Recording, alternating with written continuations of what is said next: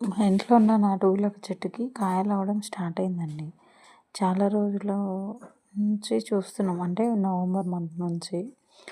ఆహ్, అయితే rose flowers చాలా ఉండడం వల్ల కొన్ని తెంపుతాం, కొన్ని వదిలేస్తాం కదా! అవి పెటల్స్ ఊడిపోయిన తర్వాత ఆ పెటల్స్ పోయిన తర్వాత ఉన్న బర్డ్‌కి కొన్నేమో ఇట్లా వాడిపోతున్నాయి. కొన్నేమో అట్లనే ఉండి ఇట్లా కాయల్లాగా ఫామ్ అయితున్నాయన్నమాట. అయితే వీటి నుంచి విత్తనాలొస్తాయా?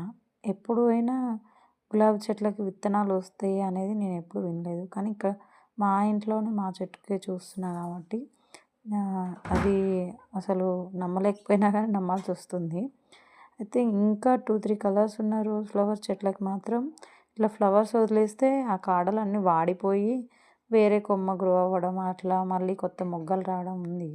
కానీ ఈ నాటు గులాబీకి మాత్రం కొన్ని ఎండిపోయినా సరే ఇంకా కొన్ని కాయలాగా ఇట్లా ఫామ్ అయితున్నాయి. ఇంకా కొత్తవి గూడా ఉన్నాయి. ఇంకా అవుతున్నాయన్నమాట. ఇప్పటికైతే 2 ఉన్నాయి. కానీ ఇది ఇట్లా నాటు గులాబీ చెట్లకు మాత్రమే అవుతదా?